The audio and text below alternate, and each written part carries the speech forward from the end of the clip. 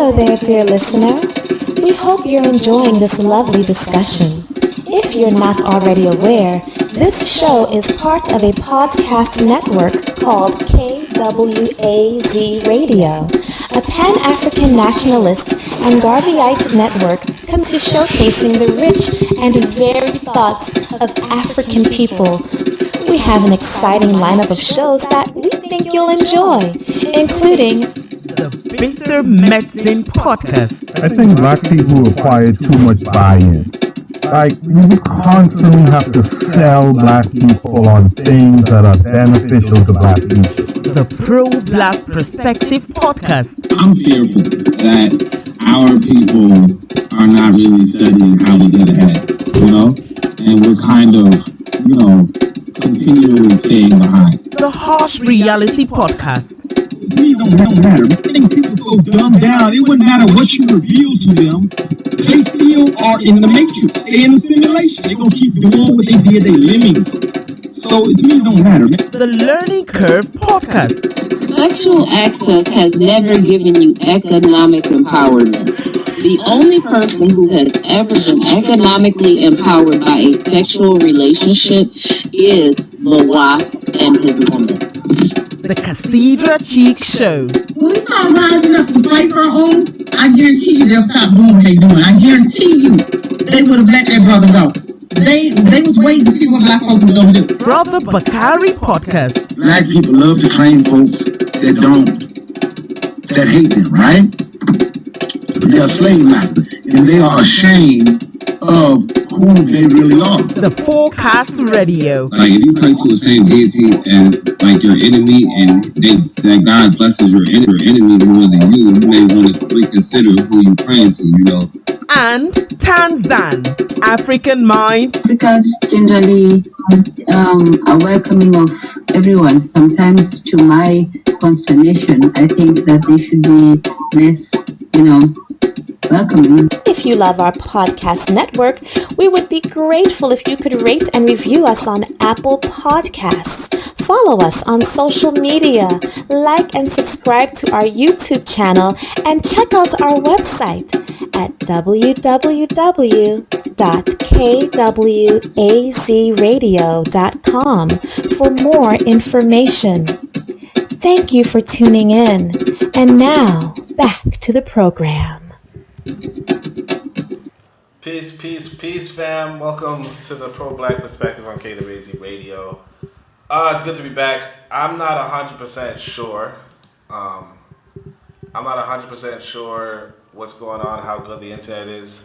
I'm using the internet that's not usually reliable, but there was like this big internet controversy last week, and for some reason it looks like it's faster now. I think they somebody messed up. They broke the slow cord and gives the fast cord. But whatever the reason, it's time for the podcast. So we're doing chapter 2 of Edward Bernays' propaganda. Let's get into it. In the days when kings were kings, Louis XIV made his modest remark, "L'état c'est moi." He was nearly right. Okay, so usually you would translate this, but I guess back in the day they figured people were multilingual, and again, it's really good to be multilingual. But let's see what that meant. Okay, it's pretty famous too. So, what did it mean though? Apparently, it's really attributed to the state. That is me. Or he says, I am the state. So I guess elitat. Yeah, elitat is the state. C'est moi. That is me. So, yeah, dude is fucking beast. All right. So he's like, when kings were kings, when they said l'état c'est moi, that it meant something. So, but times have changed. The steam engine, the multiple press, and the public school, that trio of the Industrial Revolution have taken the power away from kings and given it to the people. Now again, he's going to explain this, right? But I want you to realize these three things are very important. And we still, what's interesting is this. The steam engine is still the freaking engine of the day. A lot of people talk about nuclear power. It's actually a steam engine. I don't know if you guys know that. It was actually a little bit, I was a little shocked when I was writing my book, Uangalifu. I came across a chapter where I was describing different power systems. And yeah, nuclear power is actually a steam engine. Like you're using this nuclear reaction not to like capture the, whatever, the excess or whatever. You're using it to boil water. It's just a really advanced way of boiling water. And then the boil, the heat, you change that to thermonuclear, not thermal, sorry, you change it to thermal energy, right? Thermal energy. But it's like really like the steam engine is, tip top, right? The next one is the multiple press. That's not important, but basically, think of the internet today. And of course, the public food system, which is still ongoing. And yeah, like society hasn't really advanced much since, like the big difference here would be the internet took over the printing press, but that's about it. Otherwise, we still have the public food system, and we still have steam engines. We just do it a little more creatively. So, having taken the power away from king and give it to the people actually gained power, which the king lost. For economic power tends to draw after it political power. You see, I told you guys, it's economics then politics. Anyway, and the history of the Industrial Revolution shows how that power passed from the king and the aristocracy to the bourgeoisie. So it's not really the people, okay? It's just more than one person. And this is why I say all government is oligarchy. All organization is oligarchy, right? At a higher level.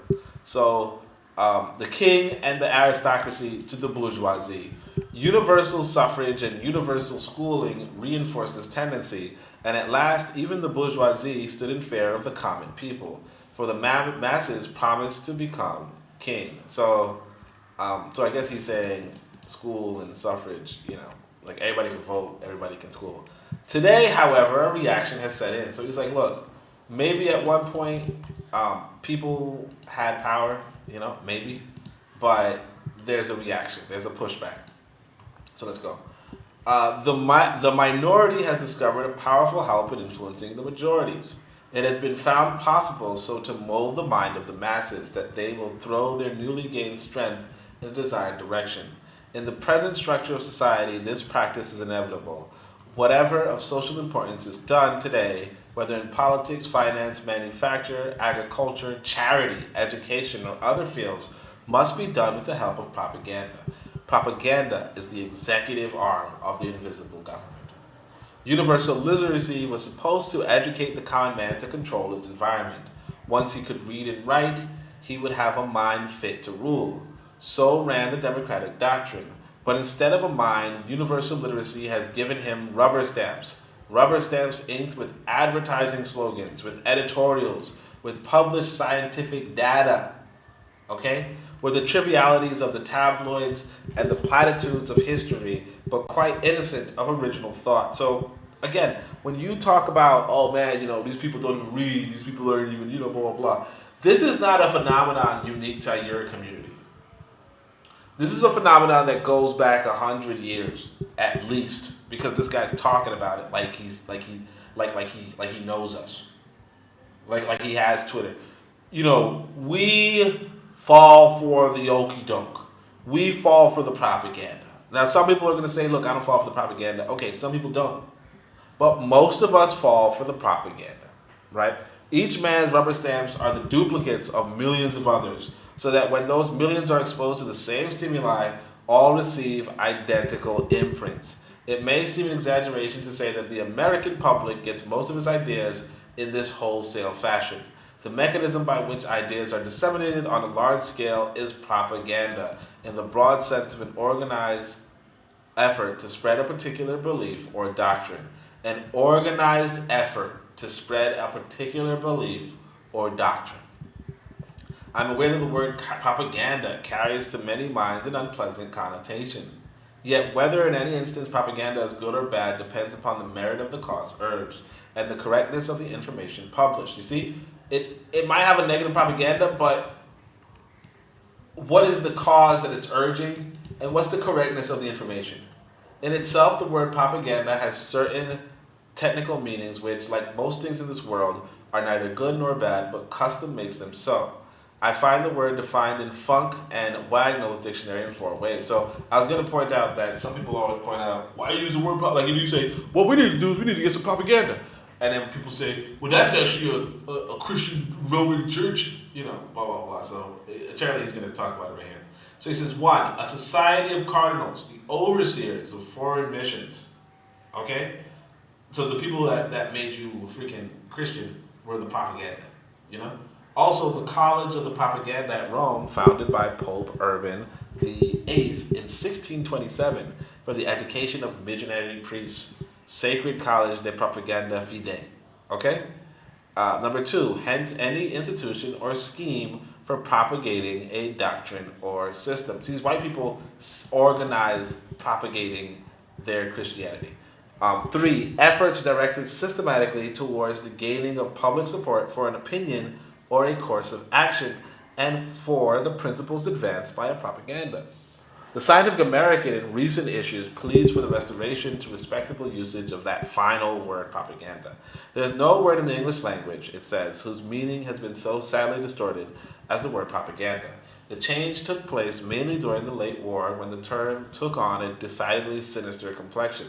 Now, it's actually interesting because he writes this book in 1928, so he's talking about the First War, right? But, usually we associate propaganda with the Second World War, but apparently even in the First World War, it was something, If you turn to the Standard Dictionary, you will find that the word was applied to a congregation or a society of cardinals for the care and oversight of foreign missions, which was instituted at Rome in the year 1627.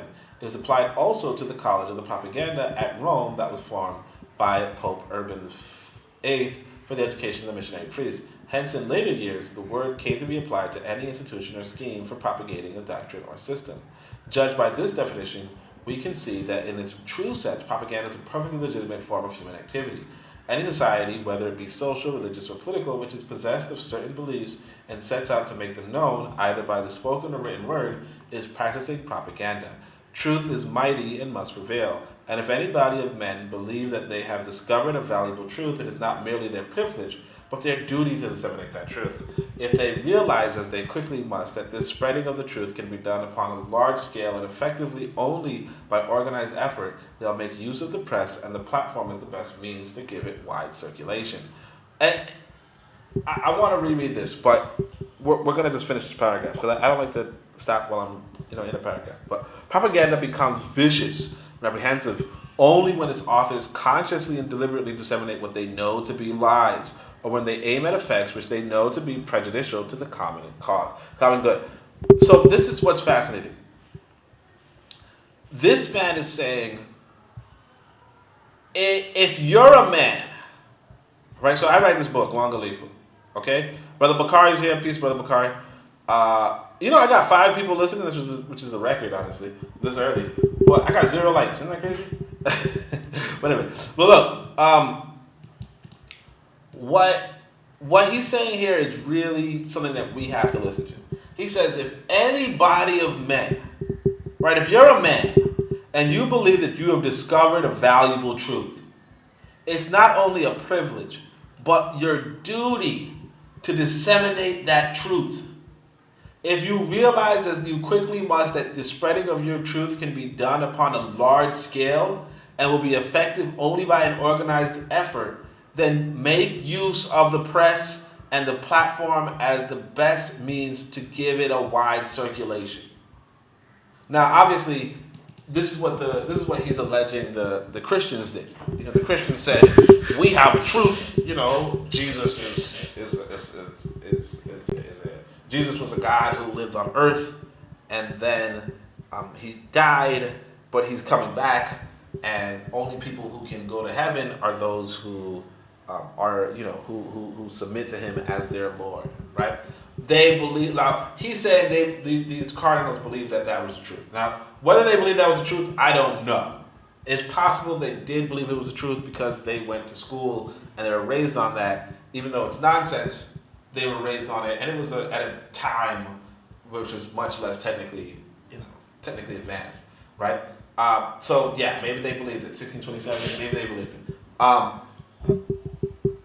But look what he's saying. He's saying propaganda is only bad or reprehensive when the authors consciously and deliberately disseminate what they know to be lies, or when they aim at effects which they know to be prejudicial to the common good. Now, the common good, then the Christians didn't have the common good in mind. They had a European good in mind, and they didn't have the Africans' good in mind. But what does that mean? You know, when they don't respect you as a human being, what does that mean? Right? But let's keep going. He says, propaganda in its proper meaning is a perfectly wholesome word of honest parentage and with an honorable history. The fact that it should today be carrying a sinister meaning merely shows how much of the child remains in the average adult.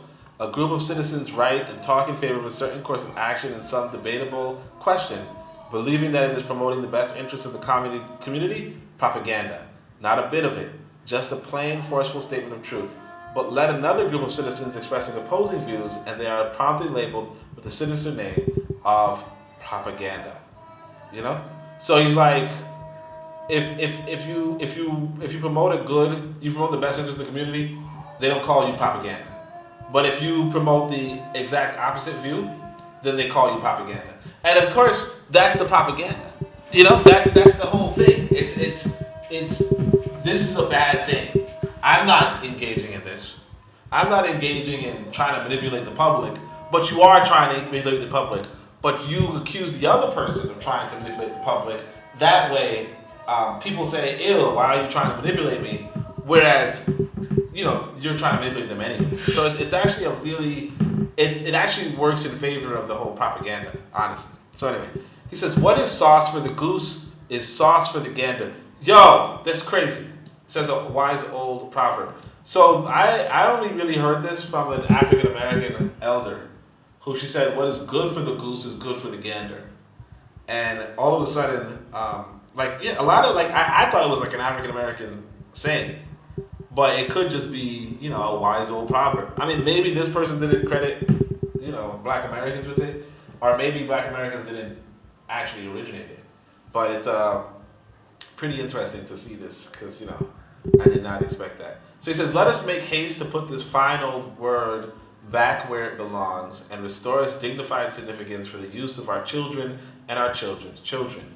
The extent to which propaganda, sorry, let me check the text. We have Brother Bakari says, I liked your video as soon as I came in. So I got 2 likes. I went down to 1 concurrent viewer. I said I had 5 and I had 0 likes, and now I got 1 and 2 likes. So Provide Trigger for Evolution says, greetings and listening. Register to like, appreciate it, Provide Triggers.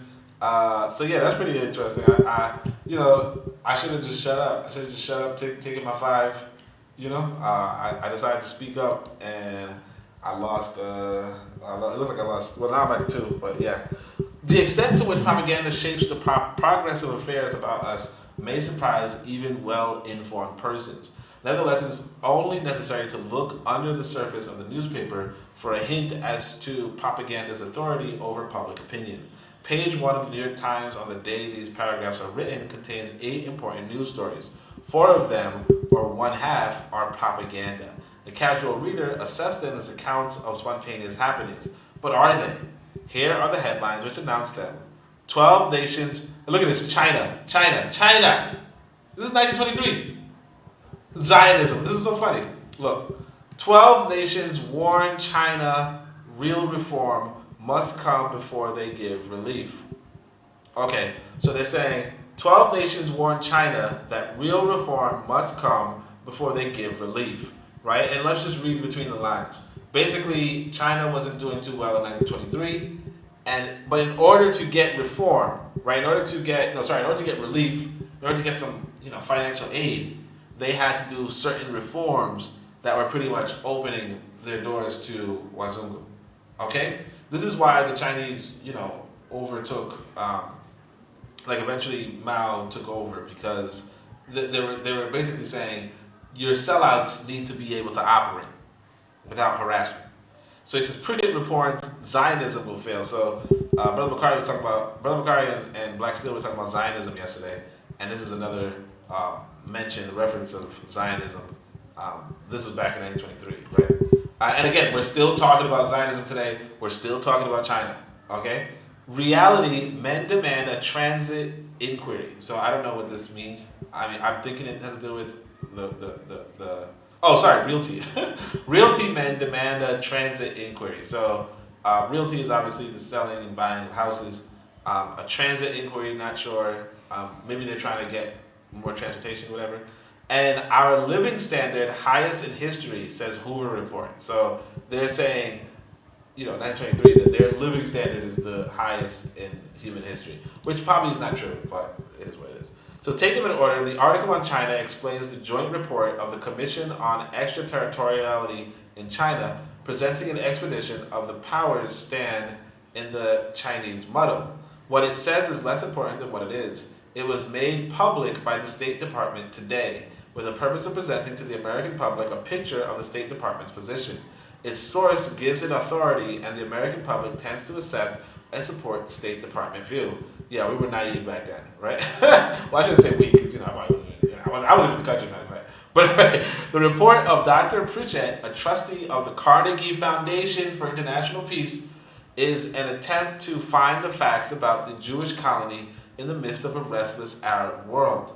When Dr. Pritchett's survey convinced him that in the long run, Zionism would bring more bitterness and more unhappiness, both for the Jew and for the Arab, this point of view was broadcast with all the authority of the Carnegie Foundation, so the public would hear and believe. Now again, this is an appeal to authority, but of course, this came to truth, right? And it didn't have to come to truth, but it did come to truth. It didn't have to in the sense that, like the Israelis just kind of, they're actually doing a terrible settler, colonialism, and they kind of fucked it up bad, especially recently.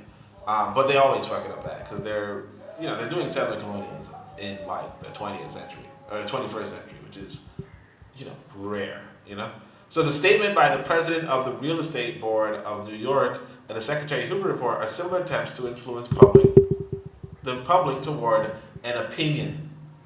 Okay, so we need a transit inquiry. That's an opinion. We have the highest living standard. That's an opinion. And of course, you see the appeal to authority. So the reason why I say appeal to authority is because that's the name of a logical fallacy. Okay? A logical fallacy is an appeal to authority. Basically, if you're having a debate with somebody and somebody says, well, Malcolm X said, that doesn't mean it's true. You get what I'm saying? Just because Malcolm X said something doesn't mean it's true.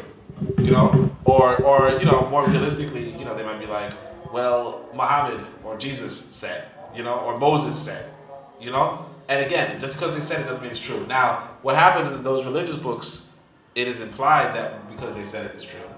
But that's called an appeal to authority, and that's a logical fallacy. Okay? Let me see the comments. Anthony McPhail's here. Shout out to Anthony McPhail. I don't know if you guys could hear me well. I really can't tell if you guys can hear me well. But Anthony McPhail says, pro-black, he says peace. Brother Carter says, are you coming to the live today at 3 with Baba? And Anthony says, yeah. So make sure you guys check out Brother Bakari, by the way. He has a podcast with a Yoruba priest, which is pretty cool. And make sure you check out everybody on the KWZ Radio platform. I told you guys who they were already. So these examples are not given to create the impression that there's anything sinister about propaganda. They are set down rather to illustrate how conscious direction is given to events and how the men behind these events influence public opinion. As such, they are examples of modern propaganda. At this point, we may attempt to define propaganda. And so this is actually pretty interesting because I got into a conversation with some guy over the Palestinian question or whatever. And a lot of things that he was saying was just mirroring whatever Israel was saying. It is what it is, but that's the way that propaganda works. And if anything, I want to tell you guys, just like the Germans were pretty good at propaganda, the Israelis are really good at propaganda. Something about it. All right. So modern propaganda is a consistent, enduring effort to create or shape events to influence the relations of the public to an enterprise, idea, or group. And that's why you have to have an enterprise, you have to have an idea, and you have to have a group. Or you have to have a group. You have to have something if you're trying to influence people. And that's the trouble with us generally speaking, is that a lot of times we don't have anything. You know? A lot of times we don't even have an idea. Like the closest is this, I want to use the word nebulous to sound smart, but this nebulous term like, black power or black nationalism, But like that's not enough. You want to have a consistent, enduring effort to create or shape events to influence the relations of the public to an enterprise, an idea, or a group. We're not doing this to any degree, and I'm ashamed to say I'm a part of the same crowd because I was just walking through my my neighborhood, and like people don't even know I'm a fucking they don't know I'm a Pan-Africanist. You know what I mean? Like it's not all over me that I'm a Pan-Africanist. It's not all over me that I'm an author. I'm just a guy. I just look like a foreigner, just like an American or something. But anyway, this practice of creating circumstances and of creating pictures in the minds of millions of persons is very common.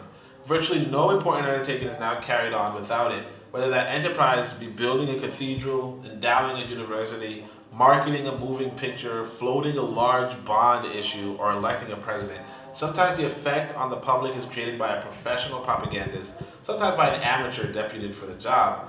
The important thing is that it is universal and continuous, and in its sum total, it is regimenting the public mind every bit as much as an army regiments the bodies of its soldiers. So he's like, nothing important that's going on isn't really being broadcast by some professionals. And like we kind of see this when, wherever, the president or the vice president goes, anytime they're anywhere, everybody's vetted in the room, and it's like, oh, I made an impromptu visit to your college. Psych. Everybody was approved to meet the president today, So vast are the numbers of minds which can be regimented, and so tenacious are they when regimented that a group at times offers an irresistible pressure before which legislators, editors, and teachers are helpless.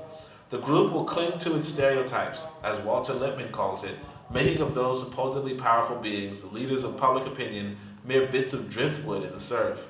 When an imperial wizard, sensing what is perhaps hunger for an ideal, offers a picture, and so he's talking about the Klan, right? What the fuck? He just casually mentions the Klan. Offers a picture of a nation all Nordic and nationalistic.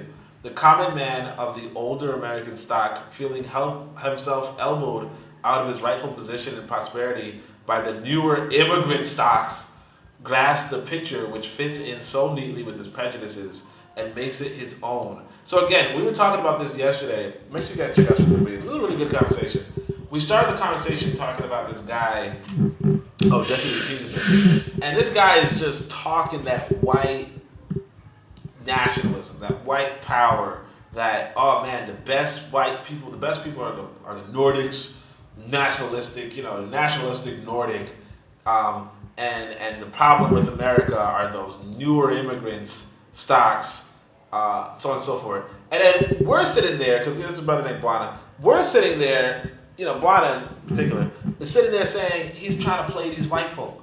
He's not playing the white folk. The white folk have been playing this narrative. The imperial wizard of the Klan has been playing this narrative for a fucking 100 years. He's been playing this narrative for 100 years. And the common man of the American is feeling himself being elbowed out of because sometimes what I'll put it this way. Typical American person, typical white American, does not feel any sort of pressure from black folk whatsoever in their personal lives. However, you can convince them that they are. That, oh no, these black folk are taking your livelihood. Oh no, these Chinese are taking your livelihood. Oh no, this is taking your livelihood. You can convince them. And that's the role that a lot of these coons are taking. The Jesse Lee Petersons of the world. So he says he buys the sheet and pillowcase costume. What the fuck? Yo! He really talking about the Klan, yo. I don't know why you gotta put it like that though, but he says he buys the sheet and pillowcase costume and bands with his fellows by the thousands into a huge group powerful enough to swing state elections and to throw a ponderous monkey wrench into a national convention. So he's like, yeah, he's talking about the Klan. He's like, these motherfuckers dress up in sheet and pillowcases. Yo, he said he called them dirty though. I ain't gonna hold you, man. I don't think I would say somebody just describe it like that. You know, I mean, I would say costume. I don't know, a ghost outfit or something. But he's like, nah, they put in a bed sheet and a pillowcase. And it's true. It probably is just a bed sheet and a pillowcase. You know. Alright, so in our present social organization, approval of the public is essential to any large undertaking. Hence, a laudable movement may be lost unless it impresses itself on the public mind. And shout out to Brother Bakari. He talks about this all the time, about how we went propaganda against. No, matter of fact, Brother Bakari says we. Says, we went against him. I'm gonna bullshit and say it was a state. I mean, it don't look like it was a state, but I'll bullshit and say it was a state. But basically, the public was against the NFAC, the Not Fucking Around Coalition. Okay? And now the leader is in prison for like 7 years or some shit. Right? Well, basically, the NFAC, for those of you who don't remember, was this organization of these black men and women who were like, we're going to form a militia. And for some odd reason, it was this big thing. Okay? It was a big thing during the protest, that was happening. And for some odd reason, black folk came out of the woodworks to condemn a black militia group. Call them phonies, if you were a hardline black nationalist, you were calling them phonies and fakes and saying their discipline was weak. If you were a white nationalist, you were saying, well, we don't need no black armed people, blah, blah, blah, blah. But the point is that this kind of, it could have been a multifaceted financing from the state itself. It could have been a spontaneous rejection, what have you. But what happened was we, they were a large social organization, but they did not get the approval of the public. I'll put it that way. Maybe it was counter propaganda, or maybe it was just their propaganda wasn't up to par, but they didn't get the support. And then eventually, when the leader got arrested, nobody cared. More or less. So charity, as well as business and politics and literature, for that matter, have had to adopt propaganda for the public must be regimented into giving money, just as it must be regimented into tuberculosis prophylaxis. Okay, the Near East Relief, the Association for the Improvement of the Condition of the Poor of New York, and all the rest have to work on public opinion just as though they had tubes of toothpaste to sell. We are proud of our diminishing infant death rate, and that too is the work of propaganda. So he's like, yeah, if you're trying to do anything, work on propaganda. I'm actually digging the book, although I don't really see him saying anything formulaic. I'm digging the book. It's all right, It's not really telling me anything, but it's all right. Propaganda does exist on all sides of us, and it does change our mental picture of the world. Even if this be unduly pessimistic, and that remains to be proved, the opinion reflects a tendency that is undoubtedly real. In fact, its use is growing as its efficiency in gaining public support is recognized. This, then, evidently indicates the fact that anyone with sufficient influence can lead sections of the public, at least for a time and for a given purpose. Formerly, the rulers were the leaders. They laid out the course of history by the simple process of doing what they wanted. And if nowadays the successors of the rulers, those whose positions of ability gives them power, can no longer do what they want without the approval of the masses, they find in propaganda a tool which is increasingly powerful in gaining that approval. Therefore, propaganda is here to stay. It was, of course, the astounding success of propaganda during the war that opened the eyes of the intelligent few in all departments of life to the possibilities of regimenting the public mind. And so, this is what's important.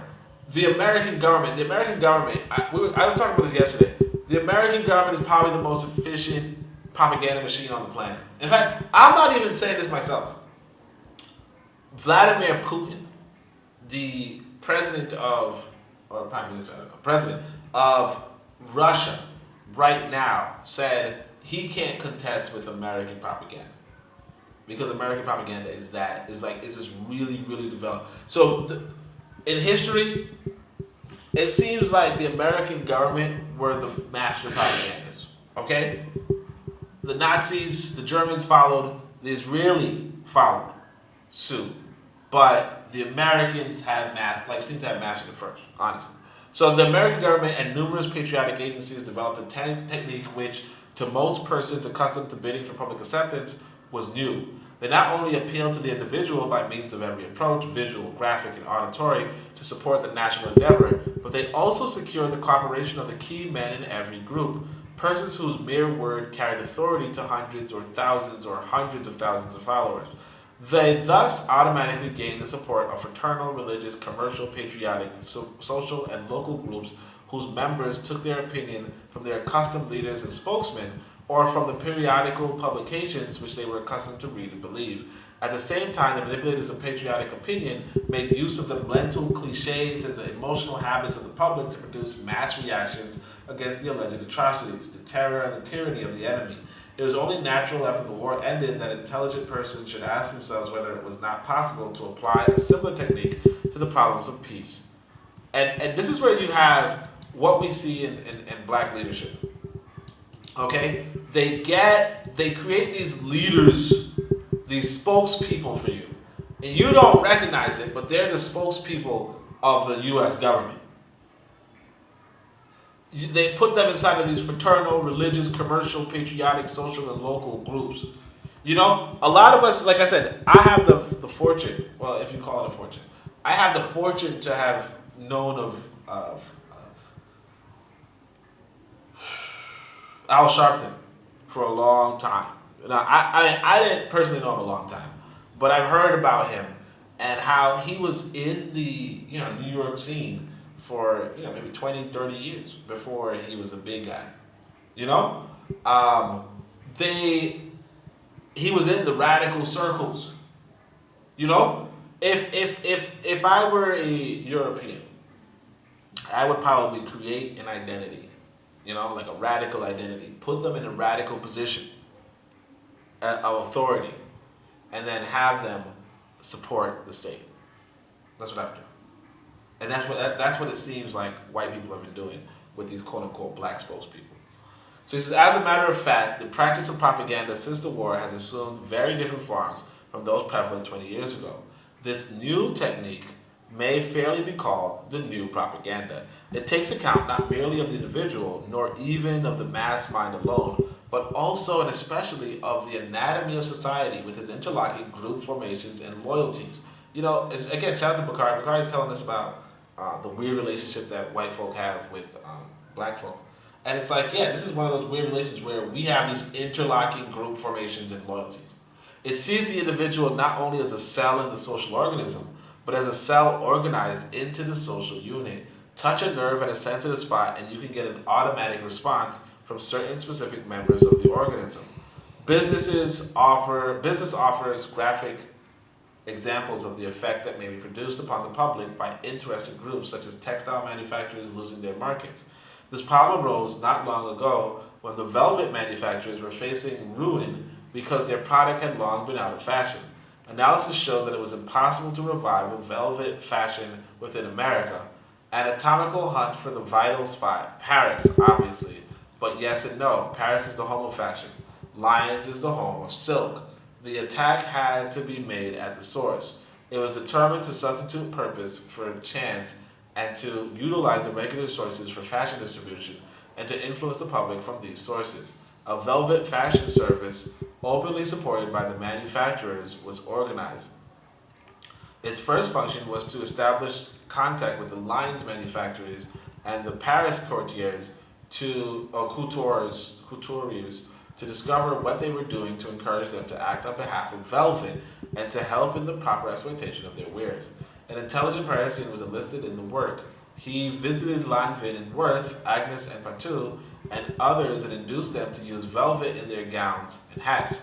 It was he who arranged for the distinguished Countess this or Duchess that to wear the hat or the gown. And as for the presentation of the idea to the public, the American buyer or the American woman of fashion was simply shown the velvet creations in the ateliers of the dressmaker or the milliners. She bought the velvet because she liked it and because it was in fashion. So this was a little bit of a, like, who cares about fashion? But basically they're saying that velvet was out of fashion. And so they went in, propagandists went in, manipulated the markets essentially, and all of a sudden people were buying velvet again. And it was all because of the velvet makers just wanted to keep making velvet. The editors of the American magazines and fashion reporters of the American newspapers, like wise subjected to the actual, although created, circumstances, reflected in their news, which in turn subjected the buyer and the consumer here to the same influence. The result was that what was at first a trickle of velvet became a flood. A demand was slowly but deliberately created in Paris and America. A big department store aiming to be a style leader advertised velvet gowns and hats on the authority of the French couturiers and quoted original cables received from them. The echo of the new style note was heard from hundreds of department stores throughout the country, which wanted to be style leaders too. Bulletins followed dispatches, the mail followed the cables, and the American woman traveler appeared before the ship news photographers in velvet gown and hat. This created circumstances had their effect. Fickle fashion has veered to velvet, was one newspaper comment, and the industry in the United States again kept thousands busy. I want to show you guys something really quickly. Remember the Bush is here. Shout out to Remember the Bush. Hello B1 family, she said. And hello to B1 family. I want to show you guys something really quick. It's actually pretty interesting. Let me see if I can find it. So I'm on my Twitter right now. Let me see if I can show you guys the screen. I usually try not to show you guys random screens. Is this a? Okay. So, oh yeah. So this is my. I shouldn't actually show you. I shouldn't scroll through this. I want to show you guys the story that was recently printed about here, Taylor Swift. So look, I said my comment was, if you thought only your dummies love celebrities, fell for advertising, or were glued to pointless conversations on social media, remember who mastered it. So this is Taylor Swift, okay? She's an American pop star, okay? The power of Taylor Swift is unmatched. Taylor, this is Taylor Swift, plain old white girl, nothing special. She posted a lavender skirt from the brand Pop Flex for just 3 seconds for a Fortnite challenge, okay? For 3 seconds, this woman dances and swishes around in a dress, whatever. The brand sold out every single one of their skirts within 15 minutes of her posting. So she posted for 3 seconds, and then within 15 minutes, this dress sold out. And it didn't just sell out, okay? This is it says according to data from Particles, they are selling pre-orders with 14-week ship times. People pre-ordered of close to 250 units per day and almost 10,000 units in total for just the lavender skirt. But all the other colors are sold out too now. So because Taylor Swift wore this, right, all of these skirts, right, are sold out so much that, and you see the rate sold is 349.9. So this is how the sales were over time. So I'm guessing, I don't know what day it was, but I'm guessing April 20th. She shows this the skirt, and then they're selling on average 125 a day, which is pretty good. Then they start selling 1,800, 6,000, 2,000, 1,000, 600, 500, so on and so forth. Basically, all she did was just show up in the dress for 3 seconds. The graph is the sales from before Taylor Swift feature and after. The red line is the inventory. So this is their inventory. This is how many they had. They had 3,000 around in April 2nd. And then come April 18th, right, they were sold out. And they were still making sales even despite being sold out. On April 20th, they just kept buying, right? Somebody said, how on earth did you get this data? But yeah, I mean, this is what is meant by propaganda. And this is what is meant by you're following the stupid celebrities. Well, not you, but you get what I'm saying. Let's go back to the book. So that's probably going to factor into this conversation. But let's keep going. The new propaganda, having regard to the constitution of society as a whole, not infrequently serves to focus and realize the desires of the masses. A desire for a specific reform, however widespread, cannot be translated into action until it is made articulate and until it has exerted sufficient pressure upon the proper lawmaking body. So you gotta, if you want some sort of reform, you gotta exert it on the lawmaking bodies.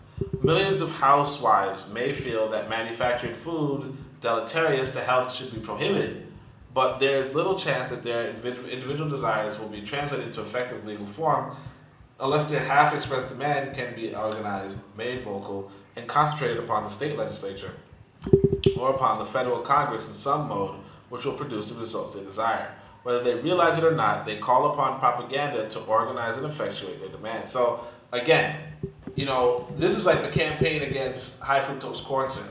Now, some people are like, after the counter propaganda, they're like, high fructose corn syrup is not bad, right? But the point is that in order to get high fructose corn syrup out of your food, you have to do propaganda. Otherwise, we're just gonna eat it. And again, this is in 1923. So they're saying the food is deleterious to health. The manufactured foods are deleterious to health in 1928. Sorry, and 100 years later, we're saying the same shit because we're not organized, but the other people are. But clearly it is the intelligent minorities which need to make use of propaganda continuously and systematically. In the active proselytizing minorities, in whom selfish interest and public interest coincide, lie the progress and development of America.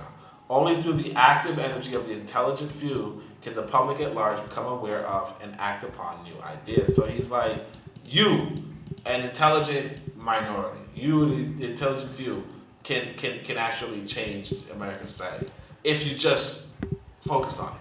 Small groups of persons can and do make the rest of us think what they please about a given subject, but they are usually proponents and opponents of every propaganda, both of whom are equally eager to convince the majority. So that's actually the entire podcast.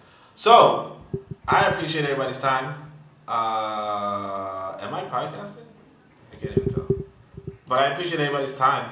That's actually, I don't want to take up too much time though. So that's the podcast. I don't know how the audio was. It's telling me that it wasn't great. Who knows? But appreciate everybody coming through. Let me shout out everybody who's here. Brother Bakari, and like I said, Brother Bakari is going to be on later with Baba. Provide Sugar for Evolution. Always appreciated. Always appreciate your time. Anthony McPhail, who started going on camera and talking, which is cool. He's been a long time supporter. Appreciate him. And then of course Rami the Bush. Appreciate that sister. Make sure you guys check out her programs and her podcast. And she's recently been podcasting with Forecast too. So make sure you check out Forecast as well. But other than that, thanks everybody for your time. This was a reading. I think it was a nice chapter. I think it was a pretty good chapter. And it kind of reminds you that we really have to get to organizing.